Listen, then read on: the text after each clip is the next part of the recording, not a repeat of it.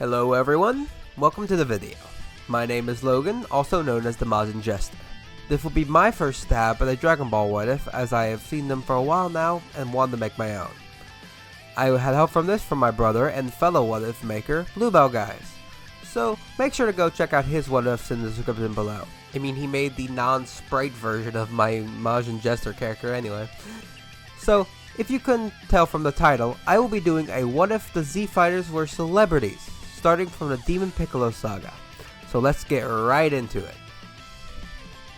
We start our story after the defeat of the evil Demon King Piccolo, an alien and demon who took over the world and planned to rule everyone. He was only stopped due to the combined might of Earth's strongest heroes and a child known as Son Goku. Upon defeating this evil, Goku is battered and nearly passes out, where he is helped by his friend Yajirobe to his feet.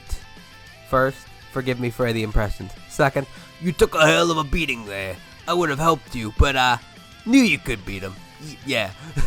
Yajirobe then helps Goku by picking him up and getting into his hover car, and the two of them fly away heading towards Korin's tower for a senzu. Back at the castle of the King of Earth, a dog-like man named Furry, yes that's his name, has his guard drive him back to the ruined castle, and he gets up and walks over to a beat-up Tien Shenron. Tien Shenron is getting to his feet and picking up a object off the ground as his friends and the King of Earth both arrive around the same time to come to the man's aid. In this version of the story, while the King of Earth is planning to evacuate his castle, in this version he was able to see most of Tien's fight with Drum and part of Goku's fight against the Demon King before he was forced to retreat, and he would like to thank them on behalf of everyone on the planet. Along with that, after the two fighters heal, he would like to repay them in the form of a dinner, celebration, and several awards. In saying this, he asks where the fighter who helped Tien in the fight is. Tien, not knowing directly where Goku is now, tells the King of Earth that he will help locate him. During this conversation, Tien thinks about his previous assassin and rotten lifestyle, and tells the King of Earth, "It's an honor, sir, and I will gladly accept the chance to celebrate. But please, any award or money isn't." But he is stopped before finishing his sentence by a sneeze, where a now blonde Lange and Yamcha tell the King of Earth that Tien and Goku would gladly take everything he would like to give them, and that Tien is just being modest. Then, as the king directs the group to the nearest hospital, we go back to Yajirobe's car, where much like in the original story, Goku gets healed and talks to Korin. Korin then tells Goku that even though Shenron was killed, there might be a way for him to return, though he would have to use his grandpa's power pole to go to the man upstairs, with Goku not currently having said power pole. Goku, panicking as he realizes he does not have the power pole, with much more energy jumps off the tower and calls out to Nimbus as he makes his way to where he fought King Piccolo. Not seeing where he thought he left the power pole, he thinks about someone who would be able to find it. After giving it some thought, he remembers that Master Roshi's sister, Baba, has the ability to do that with her crystal ball. Goku then hops back on Nimbus and makes his way to where they previously had a tournament where he beat Devilman and his grandpa Gohan. When he lands, Baba is yelling at their fighters to do their chores as he turns to see Goku. He asks Baba if he needs to beat up our fighters again for him to do a favor as he prepares to fight, knowing very well that her fighters are nowhere near strong enough to defeat Goku, especially after him defeating Demon King Piccolo. Baba says that she can do this one for free. Goku asks if she can help locate the power pole that his grandpa Gohan gave him, and Baba says a small chant, then looks into her crystal ball. The crystal ball shows a hospital, where Tien is laying in a hospital bed with the power pole in the chair next to him, as he talks to the rest of Goku's friends. She tells Goku where the hospital is in West City, as Goku hops on Nimbus and thanks Baba before flying off. He makes his way to West City and quickly runs into the hospital. While running to the lobby, the King of Earth sees the small boy and follows him into Tien's room. As Goku enters the room, he says hello to Tien and his friends before grabbing the power pole and thanking Tien for holding on to it. He tries to run back out, but is stopped by the King of Earth standing in the doorway. The king is glad that both of Earth's saviors are now here and introduces himself to Goku. He then tells Goku, as he told Tien, that he would like to repay them with a feast and other rewards, with Goku being tempted by the mention of food. Though Goku says he will have to decline as he needs to finish up something that was caused by Demon King Piccolo. King Furry is amazed that his boy is still trying to do great things and gladly says that he can wait until he is back. Before he leaves, Goku tells his friends that he is going to fix Shenron and see the man upstairs, with them all being surprised. Goku leaves, where the rest for him is pretty much the same as is in the original.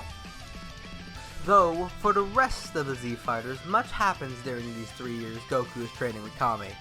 Quickly after their healing, the group gather all the Dragon Balls and summon Shenron, with King Furry joining them. As the Dragon Team makes their wish to revive everyone who was killed by King Piccolo, the King is amazed that something like this exists and that the myth about the Dragon Balls were true.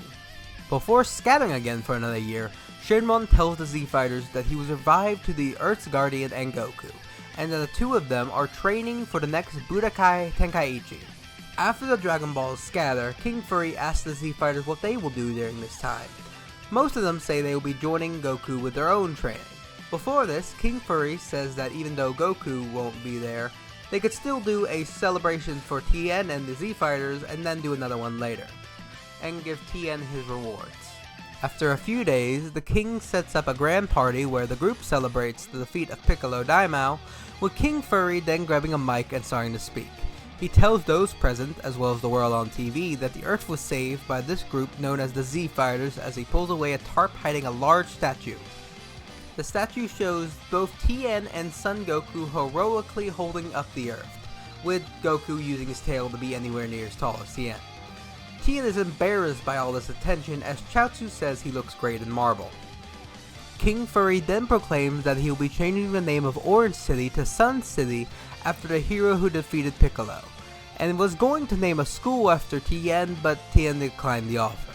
Along with this, he will be giving both of them 100 million zeni. Launch is amazed by hearing this amount of cash, leading to Tien with him blushing. After the party, we cut to Tien, who starts to think about what to do with his money. He thinks about all the wrongs he did and how lost he was at his old school. He thinks about how he could use this money to help others like Goku and Master Roshi and the others helped him. He decides to make his own school, wanting to make up for all his previous crimes. He names the school similar to his previous school after a bird, this one being a phoenix to show his metaphorical rebirth. During the 3 years, Tien gets lots of applications from students from around the world after the broadcast of him being one of the heroes to take down the Demon King. Of those he accepts, some of them were previous members of the Budokai Tenkaichi, while some of them have origins closer to Tien. More on that later.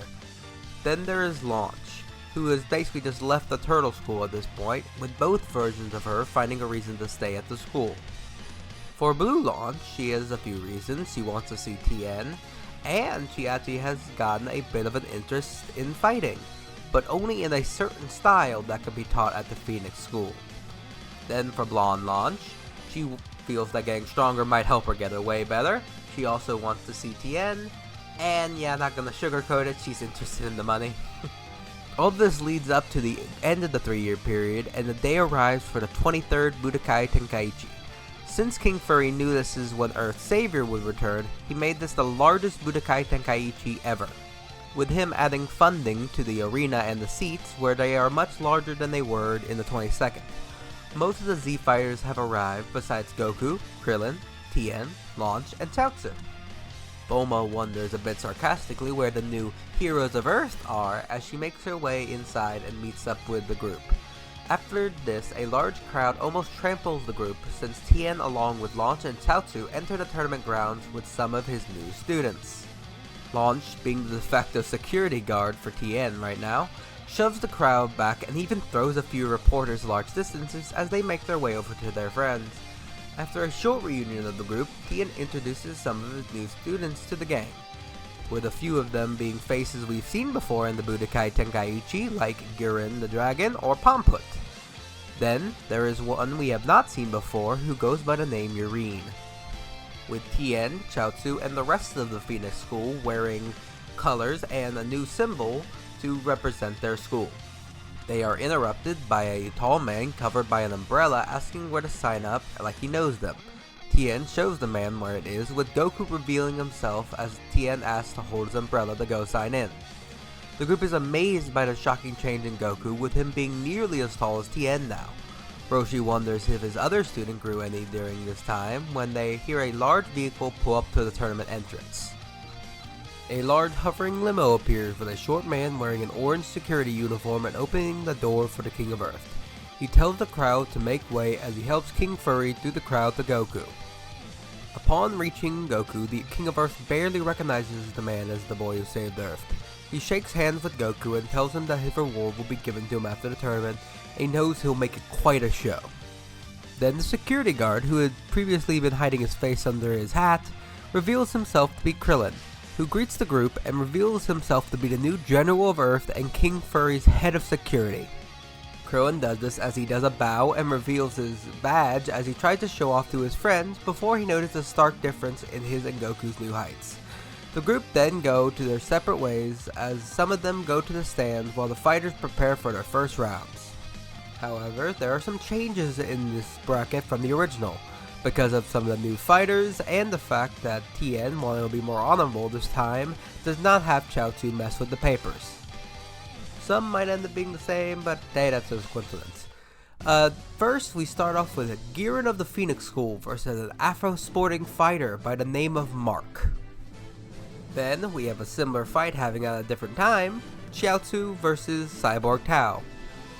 Then we have the third round, where Tien will go against one of his own students, that being Palmput. Then, for the next two rounds, we have some fights that happen in canon, but these ones will happen earlier.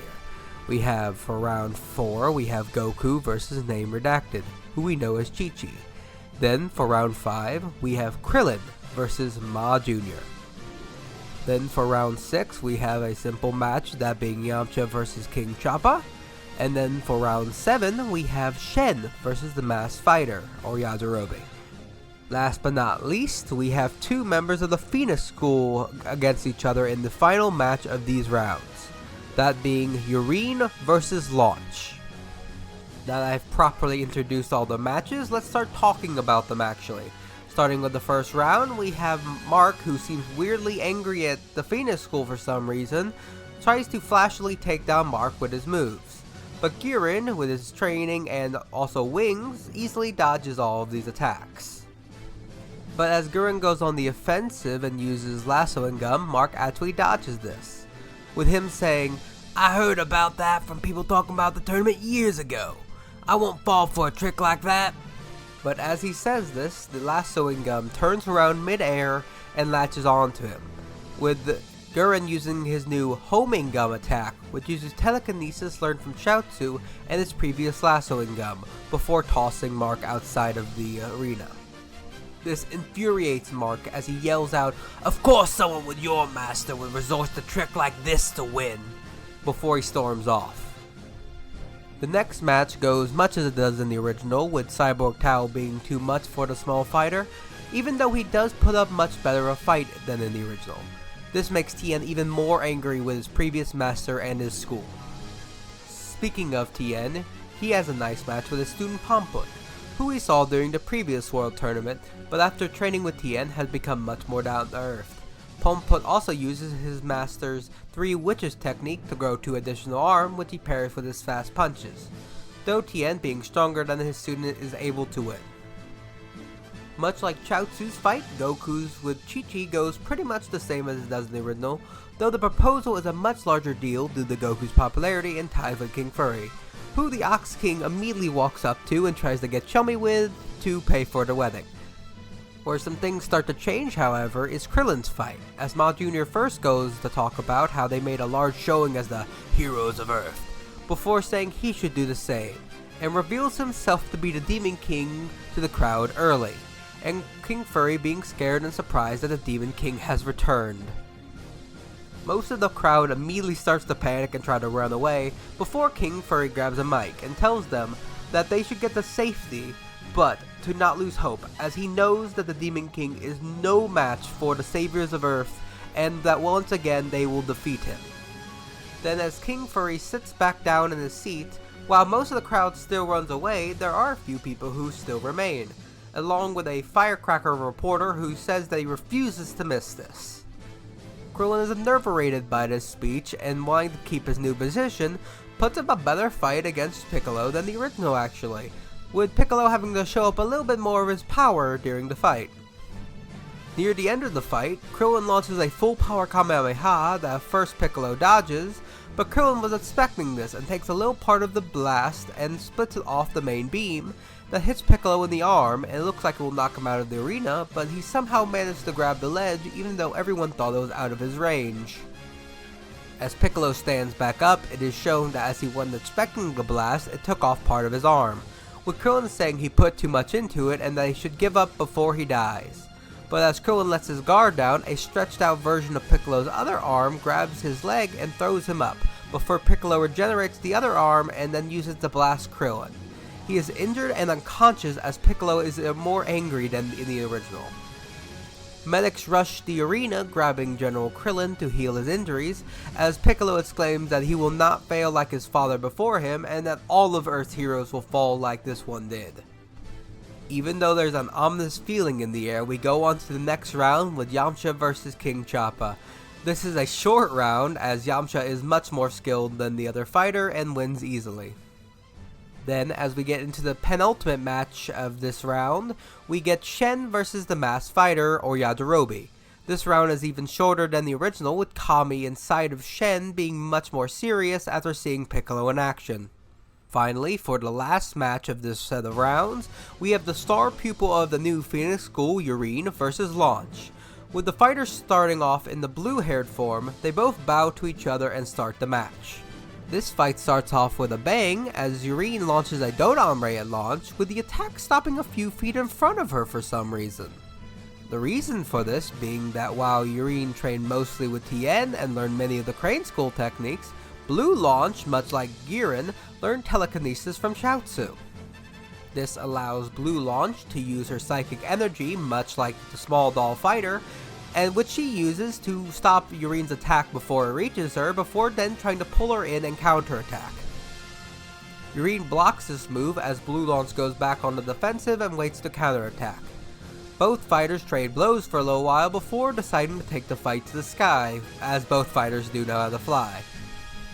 As they are fighting like this, some of the dust in the air causes Launch to sneeze. This changes her hair and personality, of course, but also now changes her fighting style, as she goes on a much more aggressive approach using the Crane and Phoenix School techniques much like Yurin. This fight goes on for a while, with both fighters exchanging blows and Launch changing form a few times, with Yurin using the fact that she can't do this on purpose to prepare for each fighting style change. Finally, Yurin gets a plan and yells out that she thinks Tien just winked at Launch. With her being distracted and looking away, the young Phoenix School student then launches a double Super Dokkan Ray at Launch, with her not having enough time to counter and is knocked down out of the ring. And with the end of that fight, the quarterfinals are now over, as well as this video. I hope you enjoyed my first What If and come back for the next one.